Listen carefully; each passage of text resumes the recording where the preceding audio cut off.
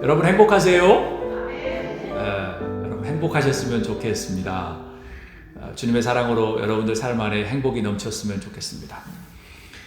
사람들은 무엇을 새해 시작하면은요, 계획을 세우죠. 저도 계획을 세우고 여러분들도 많이 계획을 세울 것입니다. 어떤 사람은 재미있게 올해는 살아보겠다, 이런 사람들도 있겠죠. 그리고 친한 친구를 만드는 게 이 올해의 계획이다 라고 생각하는 사람도 있을 거예요. 그리고 어떤 사람들은 건강을 위해서 금연을 하겠다, 의사들이 말하니까 라는 생각도 있고요. 아니면 살을 빼겠다, 이런 분들도 있고, 아니면 올해는 조금 책을 많이 읽어야 되겠다, 독서를 하겠다라는 사람도 있을 겁니다. 그리고 돈이 좀 여유가 많이 없거나 하면 저축을 좀 하는 올해가 됐으면 좋겠다, 이런 생각도 하겠고요.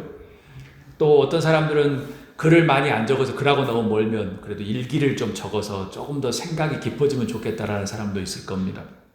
아니면 운동이 필요한 사람들은 규칙적인 운동을 해야 되겠다라고 생각하는 분들 있을 거예요. 결심을 하고 해야 될 일들을 캘린더에 막 적어 놓습니다. 언제 해야 되지 이야기하죠. 계획표에 막 배치한 다음에 잘 보이는 곳에 다 이렇게 붙입니다. 설레며 기대하면서 또 1월달을 보내죠. 어떤 사람들은 이것만이 아니라 다이어리 비싼 거, 몇십 불짜리 다이어리도 하나 딱 사가지고 형광색도 칠하고 막 예쁘게 색연필도 하고 막 책갈피도 집어넣고 막 합니다. 어떤 사람들은 그것만이 아니라 운동기구를 삽니다. 몇백 불짜리도 사기도 하고 아니면 몇십 불짜리도 사기도 하고 운동해야지 하면서 비닐 벗기면서 기분 좋아가지고 합니다. 또 어떤 사람들은 공부를 위해서 학원도 등록합니다. 수영 학원도 등록하고, 여기는 좀 상황이 틀리지만 한국 같은 경우 많이 그러죠. 도시들은 많이 그렇습니다. 그래서 건강도 시작하고, 또 특별히 튜터를 많이 못 구하면 요즘에 유튜브가 워낙 좋으니까 유튜브 막 찾아가면서 좋은 채널이라고 하면서 내가 해야 되겠지라는 사람들이 있습니다. 어떤 사람들은 서점에 바로 가서 그냥 책 읽어야 되지 하면서 몇십 권 사기도 하고 몇 권 사가지고 딱 보기도 하죠. 그런데 흥미로운 것은 이미 여러분도 답을 다 알고 있듯이 작심삼일이라는 게 문제입니다. 작심삼일은 또 감사하죠. 작심 몇 주가 되는 경우도 많이 있죠. 지금이 딱 그 시기입니다. 이제 1월달이 시작하고 난 다음에 이제 몇 주가 딱 지났던 시기죠.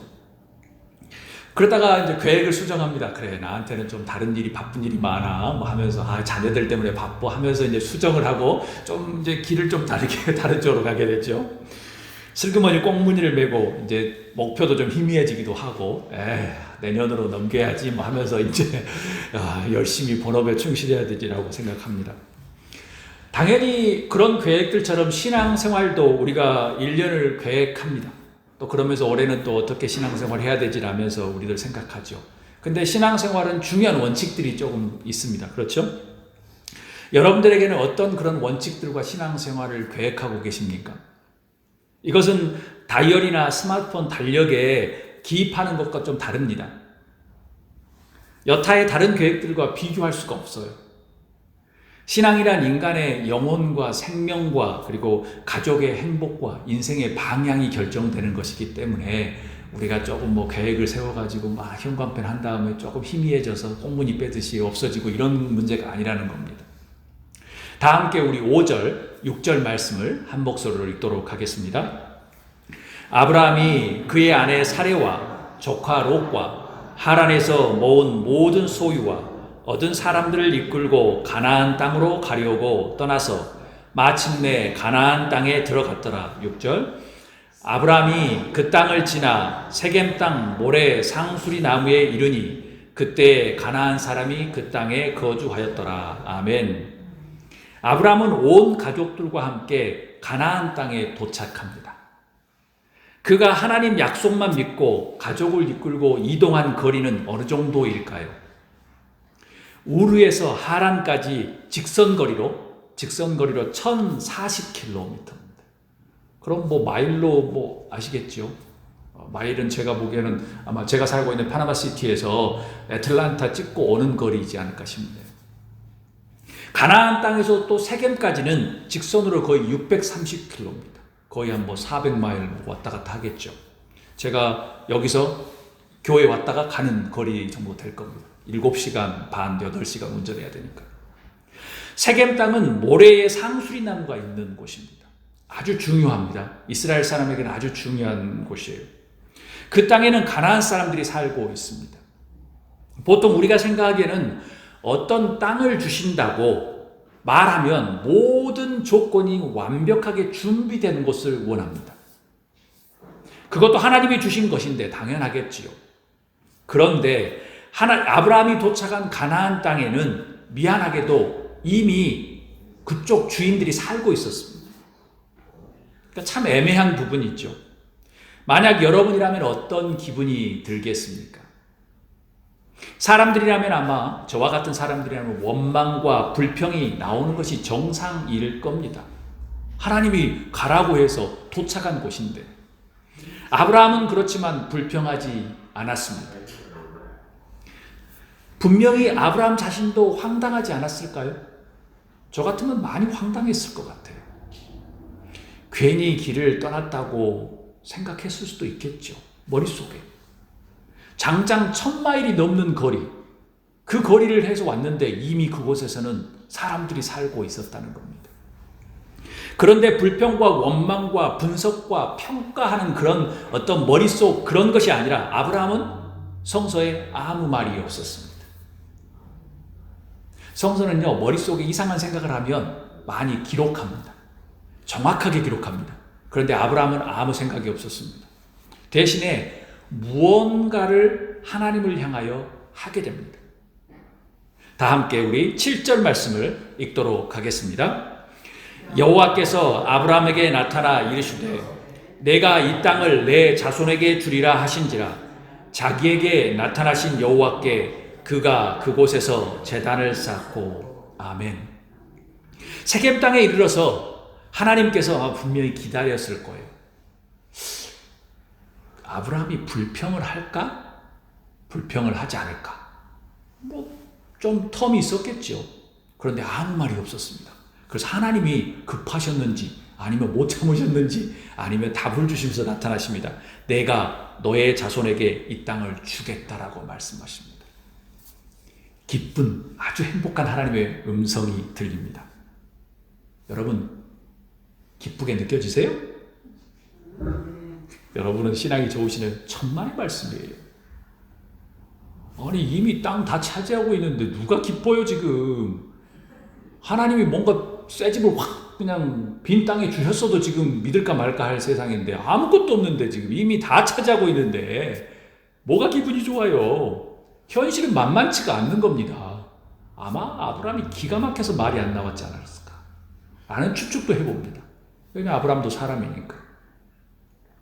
약속하신 땅에는 이미 가나안 사람들이 차지하고 있었어요. 여러분 나중에 자기 자손들이 이야기해요. 가나안 사람들은 기골이 장대한 사람들입니다. 아브라함이 그게 안 보였던 거예요 지금. 솔직히 짜증나는 이야기 아닌가요? 여러분도 그냥 아멘하고 받아들일 문제가 아니에요. 직접 들어가서 보세요. 하나님이 약속해서 주신다고 하는 땅에 왔는데 이미 땅은 다 차지했고 아무것도 없고 자녀는 없는데 무슨 하나님은 약속만 주시는 거예요? 남의 땅을 아브라함과 자손에게 주시겠다는 말씀이 참으로 이거는 확신이 아니라 확실한 대답의 말씀이 아니라 아주 묘연합니다. 아주 그냥 이거는 무슨 꿈 이야기도 아니고 이거 뭐야? 라고 생각할 수 있습니다. 조금 답답해하는 것이 당연할 텐데 아브라함은 우둔한 것인지 아니면 신앙이 좋은 것인지 아무 계획도 없는 것인지 말이 없습니다. 묵묵부답. 보통 사람들이 예상과 달리 이게 기적입니다. 우리는 이렇게 해야 되는데 예상과 달리 아브라함은 그 세겜 땅 모래 상수리 나무 아래에서 하나님께 제단을 쌓아서 바칩니다. 하나님은 아브라함이 어디를 향하는 삶을 살기를 원하셨을까요? 하나님의 계획이겠죠. 우리는 무엇을 향하여 살아야 할까요? 한번 다 함께 따라합니다. 예배를 향하여 살자. 우리 더 큰 목소리로 이야기합니다. 예배를 향하여 살자. 예배를 회복하라는 하나님의 목적이 있었던 겁니다. 뭐든지 다 주어지면 분명히 아브라함 마음속에 예배를 드린다는 생각이 조금 더 희미해졌을 거예요. 우상으로 가득 찬 갈대아 우르, 예배를 하지 못하는 상황에서 하나님은 떠나게 하셨습니다. 갈대아 우르는 대단한 대도시고 아주 화려한 곳입니다. 메소포타미아 문명이 번성했던 곳이니까요. 인류 최초의 문명. 우리에게 지금 말씀하고 있습니다. 예배를 향하여 길을 떠나라는 거예요. 지금 여러분들이 오늘 길을 떠나서 예배의 자리에 오는 것처럼 예배를 할 수 있는 상황을 찾아 떠나는 여러분이 되기를 주의 이름으로 축복합니다. 어떤 상황에서도 75살에 시작한 새로운 인생을 예배로 시작하라고 하는 하나님의 음성입니다. 아브라함이 최초로 하나님 앞에 예배를 드립니다. 제 생각으로는. 근데 아브라함은 믿음이 좋으니까 참았겠죠. 아무 말 없이. 하나님께서 분명히 계획이 있었겠다는 거죠. 첫 번째 계획은 그겁니다. 예배라는 거예요. 예배를 향하여 살게끔 하기 위해서 그곳에 오게 하신 겁니다. 여기서 정말 놀라운 것은 예배를 넘어서서 이렇게 표현합니다. 성서는 주께 제단을 쌓아서 바쳤다는 거예요. 주께 제단을 쌓아서 바쳤다. 그냥 예배했다. 이게 아니라 제단을 쌓아서 바쳤다라고 표현합니다. 원래 있었던 곳이 아니라는 거예요. 자신이 새로운 곳에 제단을 쌓아서 하나님께 드렸다는 거예요. 이렇게 멋진 교회당, 아주 화려한 교회라고 하기는 다른 그런 건물들, 세상 건물 같은 그런 데서 예배 드린 것이 아니라 아무것도 없는 곳에 자기가 돌 무더기 쌓아가지고 예배했다는 거예요. 그런 의미에서 처음 시작하며 어느 장소든 처음 시작하며 개척하듯 세워진 예배는 참으로 귀하다는 거예요.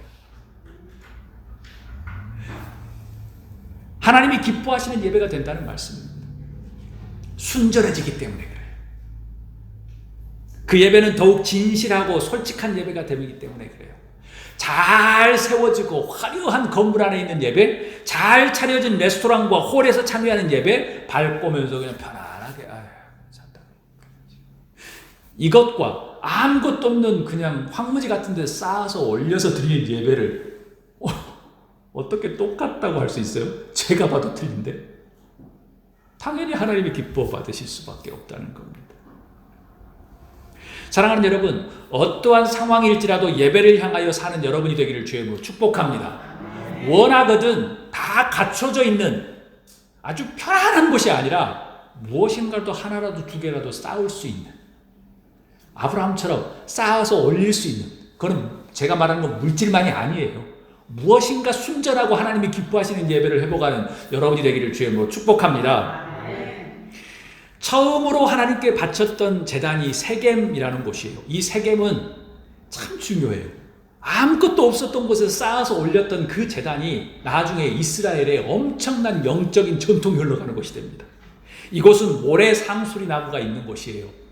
이곳이 나중에 아브라함에게 하나님께서 언약을 갱신하러 하나님이 임재하시는 곳이에요. 그리고 그 언약을 확인했던 아주 거룩한 장소가 돼요. 그리고 여호와 시절에 모든 이스라엘 백성이 하나님을 섬길 것이라고 다짐한 아주 영적인 대각성의 운동이 일어나는 곳이 돼요. 그리고 비록 화려하지 않을지라도 예배를 쌓아 올리는 것이 그만큼 위대한 영향력을 나중 세대에게 엄청난 영향력을 미친다는 거예요.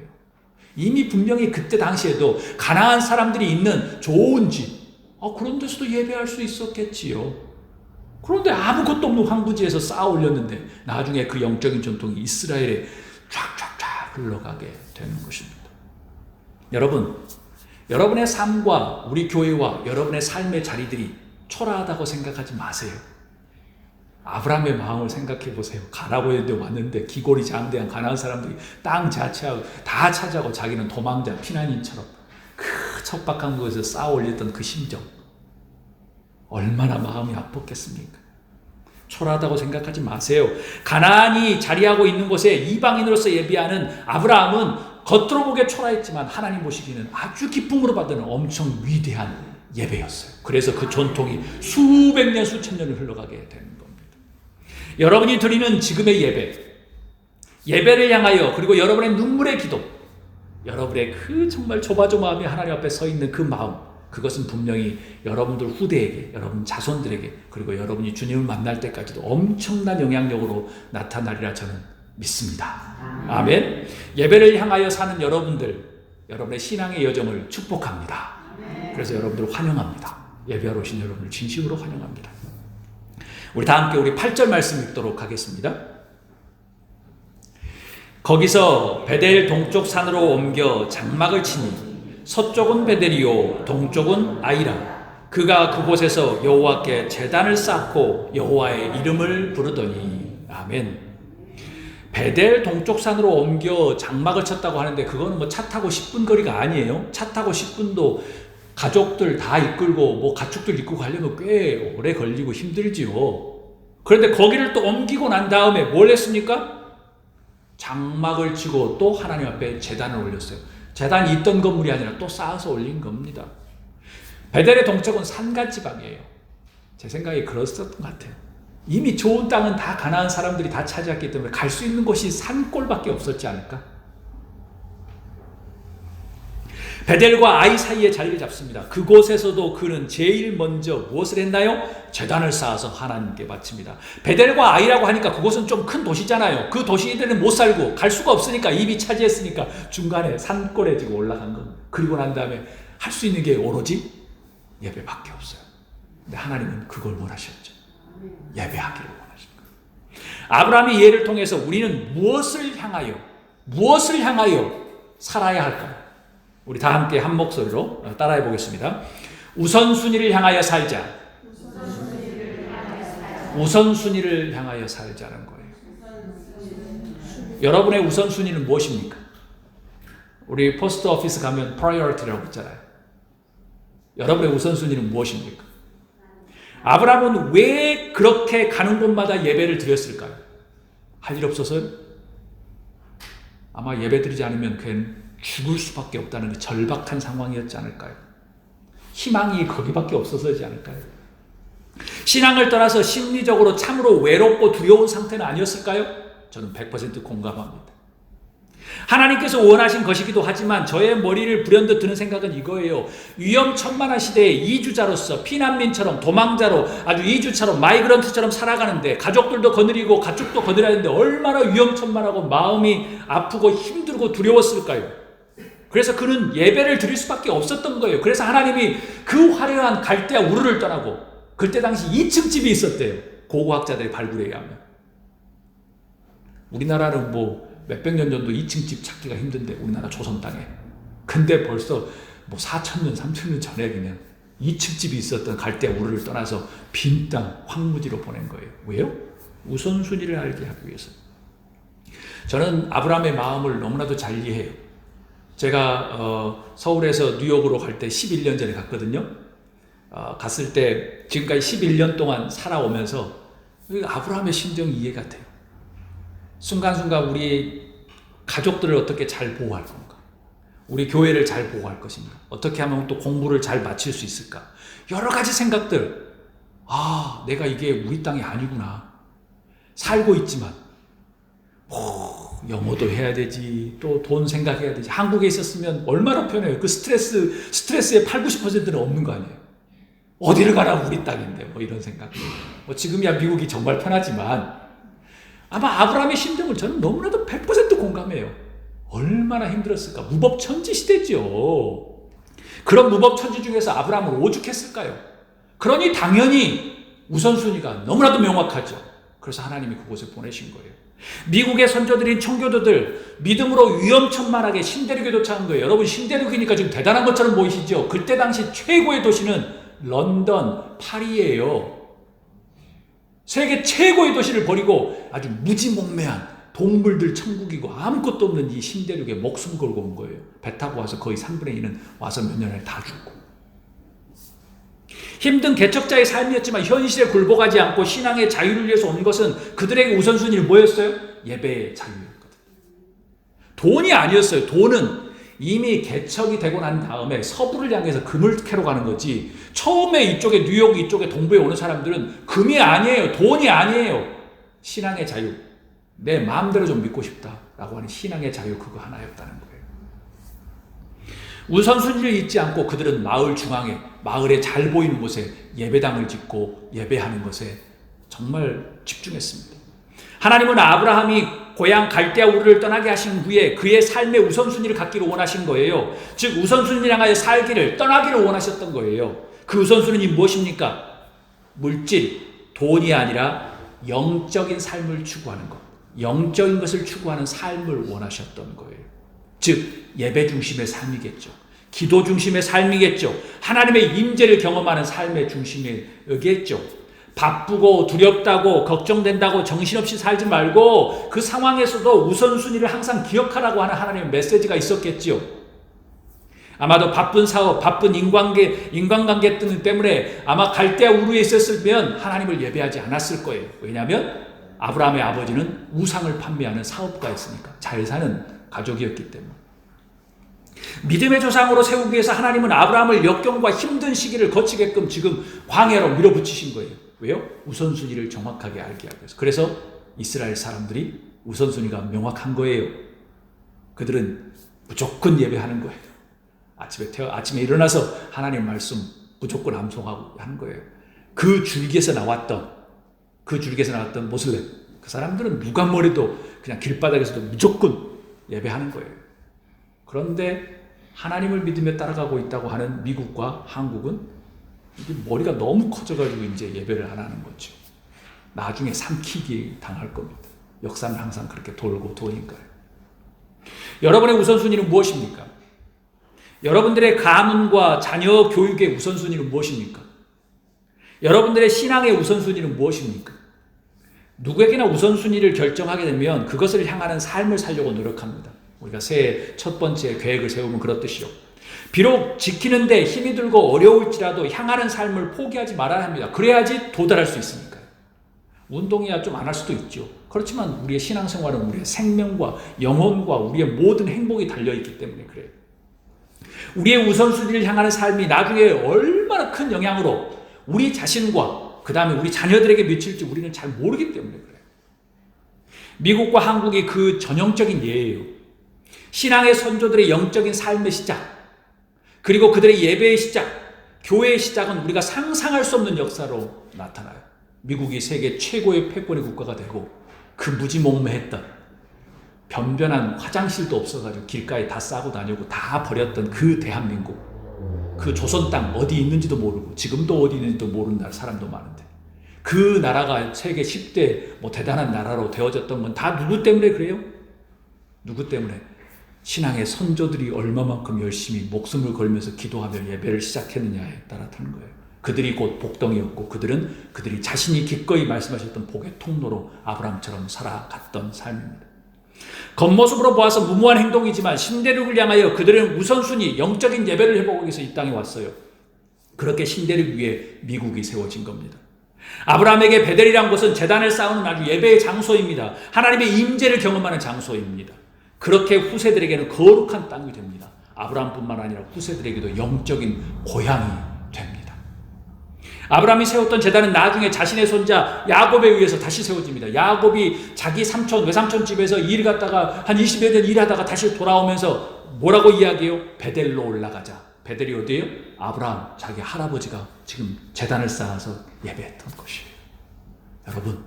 여러분의 예배가 엄청나게 중요한 겁니다. 미국이 살아있는 힘은 그겁니다.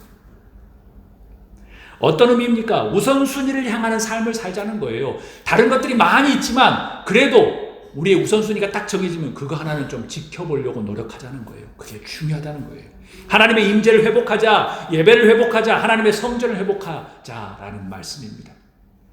2011년 독립기념일 3일 전에 스티븐 앤드류 목사님이 이렇게 공포합니다. Making a strong Christian nation이라는 거. 2011년에 캠페인을 벌립니다.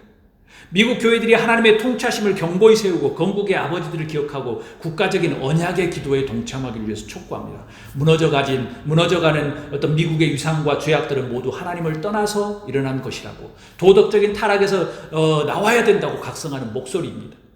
우리에게도 변함없이 베델로 올라가는 일이 회복되어져야 합니다. 여러분처럼 주마다 이렇게 나와서 예배하는 거죠. 그것을 넘어서 여러분 삶이 예배되는 것까지 말합니다. 예배 중심의 삶, 하나님의 임재를 경험하는 삶이 우선순위가 되는 것이지요. 영국이 찰스 1세의 악정으로 고통을 처했을 때 새벽별처럼 나타난 영국을 구한 올리버 크롬웰 장군의 일합니다. 크롬웰은 어렸을 때 청교도의 가정에서 신앙훈련을 받고요. 자란 사람입니다. 그의 어머니는 너는 하나님의 편에서 일하는 사람이 되어야 한다라고 날마다 이야기합니다. 하나님 편에서 일하는 사람은 성경 읽는 일과 기도하는 일을 게으리해서는 안 된다라고 이야기합니다. 그게 청교도 신앙이에요. 크로멜은 국왕을 반대하는 청교도들이 구성된 강력한 군대의 이제 지휘장이 됩니다. 왜냐하면 하나님의 예배의 자유를 위해서 운동하고 전쟁하는 그 청교도들의 수장이 됩니다. 국왕의 군대와 크로멜의 군대가 맞서서 전쟁을 하는데 크로멜은 전쟁터에서 시간이 생기면 기도를 하고 쉬는 시간에 성경을 읽었습니다. 싸움은 너무 치열하게 진행되었어요. 그래서 크로멜은 언제나 선두에서 싸웠는데 어느 날 말에서 떨어져가지고 땅에 떨어집니다. 총알이 맞은 거예요. 마음속에 이렇게 떠올랐다고 합니다. 이제 마지막이구나 라고 생각했대요. 그런데 별로 아픈 것이 없었대요. 총에 맞은 어떤 가슴이 아무렇지도 않은 거예요. 이게 어떻게 된 것이지 참 이상한 일이야 라고 살펴보니까 총알은 호주머니 속에 넣어둔 성경책에 박혀 있었다고 하네요. 지금 총으로는 안 되는데 옛날 총이니까 가능했겠죠. 총알이 머문 것은 다른 것이 아니라 참 이건 기적과 같은 거예요. 전도서 12장 1절 말씀이 딱 멈춰 있대요. 그 말씀이 어떤 말씀이냐면 제가 읽습니다. 너는 청년의 때에 너의 창조주를 기억하라. 곧 곤고한 날이 이르기 전에 나는 아무 낙이 없다고 할 해들이 가깝기 전에 해와 빛과 달과 별들이 어둡기 전에 비 뒤에 구름이 다시 일어나기 전에 그리하라. 뭘요? 너는 청년의 때에 내 창조주 여호와를 기억하라 라는 말씀입니다. 그곳에서 딱 멈췄다고 이야기합니다. 그들이 미국의 조상의 조상입니다. 크로멜 대장의 우선순위는 무엇이었어요? 하나님 편에서 일하는 거예요. 하나님 편에서 일하기 위해서 뭘 했죠? 성경을 읽고 기도하는 거예요. 그것은 곧 예배인 것이죠.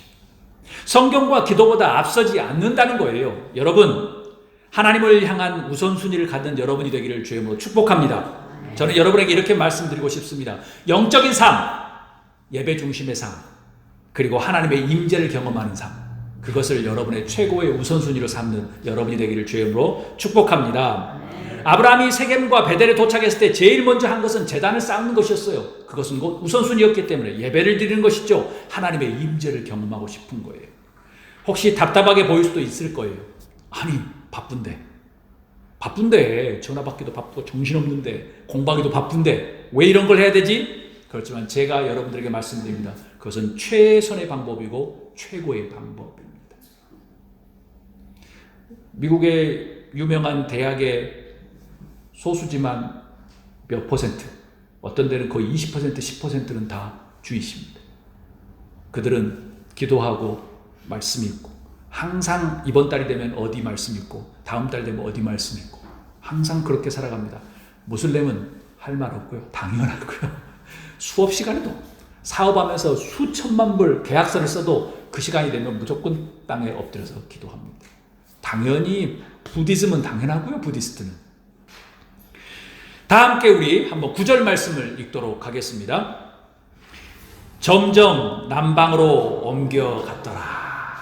점점 남방으로 옮겨갔더라. 제가 새번역 성모로 제가 읽도록 하겠습니다. 아브람은 또 길을 떠나서 줄곧 남쪽으로 가서 네겝에 이르렀다 라는 표현입니다. 하나님은 아브람이 어디를 향하는 삶을 살기로 원하셨을까요? 우리는 무엇을 향하여 살아야 할까요? 한번 따라합니다. 꿈을 향하여 살자. 우리 옆에 분들 한번 인사하겠습니다. 꿈을 향하여 사십시오. 권사님 그러실 거야 아마. 아이고 목사님 내 나이가 몇 살인데 꿈을 향해 살아. 내가 지금 몇 살인데 이런 생각하실 거예요. 아브라함은 또 길을 떠납니다. 남쪽으로 가서 네겝에 이르렀습니다. 왜 아브라함은 가나안 땅에 도착했을 때 정착하지 않고 계속 움직였을까요? 당연히 하나님이 확답이 없었기 때문에 그래요. 여기서 정착하라는 말씀이 없었습니다. 이곳에 멈추라는 말씀이 없었기 때문이죠. 그래서 그는 또 불확실하게 보이지만 하나님께서 약속하신 꿈을 향해서 또 출발합니다. 더 확실한 약속을 경험하고 이루기까지 또 움직입니다. 그렇지만 성서적으로 본다면 우리는 이미 스토리를 알고 있기 때문에 여러분 스토리를 다 알고 계시죠? 이 모든 것들은 하나님께서 하신 겁니다. 왜입니까? 아직 아브라함의 믿음의 분량이 다 차지 않은 겁니다. 앞으로 24년 동안 뺑뺑이 돌아야 합니다. 아브라함도 또 길을 떠나야 한다는 것을 두려움이 있었을 거예요. 당연하지요. 자신의 고향을 떠날 때 이미 각오는 했겠지만 생각과 달리 너무나도 힘든 겁니다. 우리도 이민 올 때 부푼 꿈을 안고 왔지만 생각과 다르잖아요. 지금이야 여러분들은 이제 수십 년 사셨으니까 별 문제가 없지만 아마도 두려움이 그를 사로잡았다면 그는 베델에 정착했을지도 모릅니다. 그러나 그는 그곳에서 멈추지 않았습니다. 울며 겨자 먹기로 하나님은 아브라함을 떠나게 하심으로 아브라함을 더욱더 혹독한 연단의 자리로 이끄셨습니다. 아브라함의 신앙의 깊이와 인생의 경험을 위해서 한계를 지금 뛰어넘게 한 겁니다. 한계 전은 자신의 생각이고, 한계를 뛰어넘으면 하나님이 역사하시는 거예요. 한계 전이면 내가 컨트롤할 수 있는 거지만 한계 밖으로 넘어가면 하나님만이 역사하시는 거예요. 그래서 아브라함을 계속 몰아붙이시는 거예요. 아브라함은 제단을 쌓고 그는 장막을 쳤습니다. 흙이나 벽돌집도 아니었습니다. 그가 기꺼이 장막을 선택했습니다. 여러분 당연하다고 생각할 거예요. 왜냐하면 이스라엘 지역은 뭐 이렇게 벽돌이 없고 그런 천만의 말씀, 제가 말씀드렸잖아요. 아브라함이 살았던 갈대아 우르는 2층 집이 있었다니까요. 그때 당시 고고학자들의. 그런데 그는 기꺼이 유목민의 삶을 선택합니다. 왜요? 하나님이 여기서 정착하라는 말씀이 없으니까. 기억하십시오.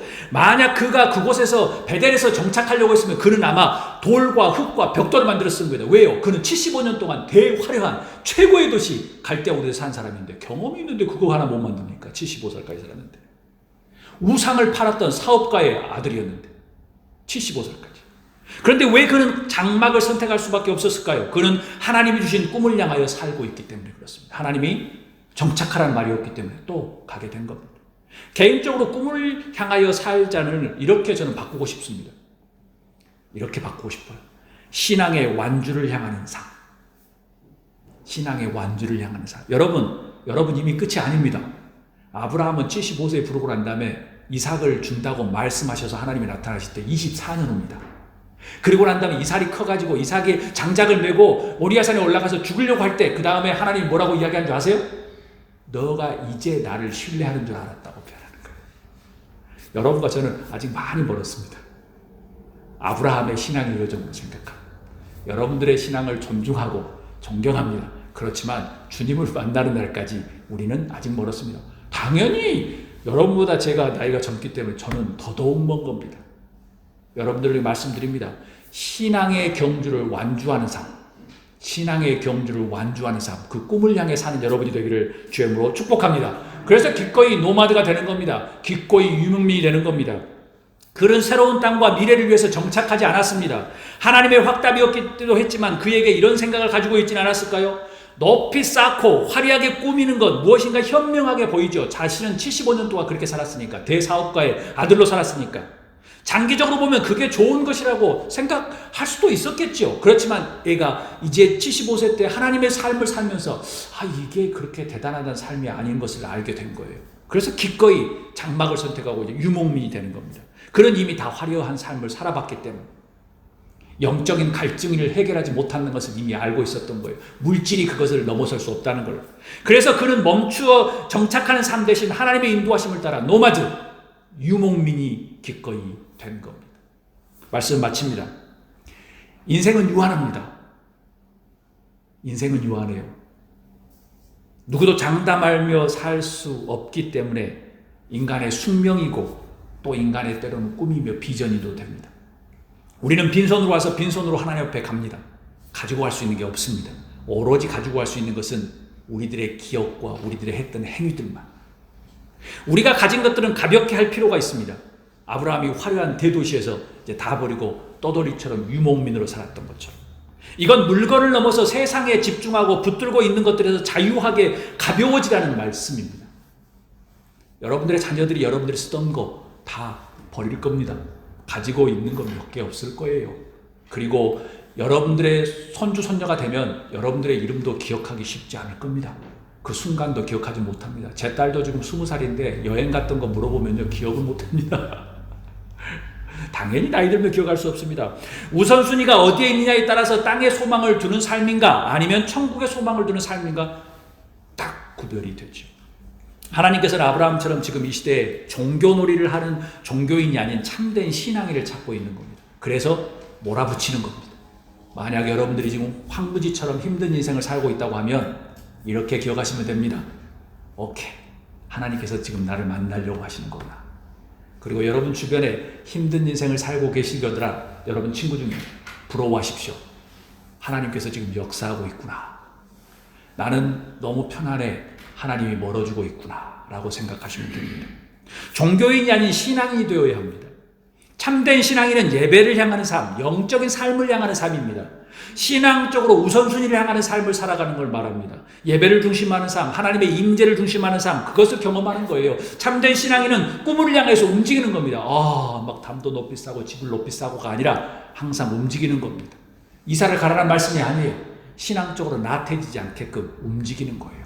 도전하듯이, 또 도전하듯이 더 깊이 있게 하나님을 만나고 더 깊이 있게 하나님을 경험하는 거예요. 역동적인 신앙의 소유자가 된 겁니다. 멈추고 정착하려는 삶에서 신앙의 완주를 향해서 움직이는 거예요. 돈을 더 많이 벌고 더 크게 더 안정. 저는 그것이 나쁘다는 게 아니에요. 그것은 second, third고 priority는 내 신앙의 주님을 만나는 데까지 어떻게 하면 이걸 완주를 잘할 것인가 라는 것을 생각하자는 거예요. 사랑하는 여러분, 예배를 중심하는 삶이 여러분의 인생을 이끌어갈 수 있기를 주의 축복합니다. 영적인 삶이 여러분들의 인생을 이끌어갔으면 좋겠습니다. 그런 의미에서 저는 오늘 예배가 우리의 일주일을 결정합니다. 여러분이 걸어가는 신앙의 완주를 응원합니다. 축복합니다.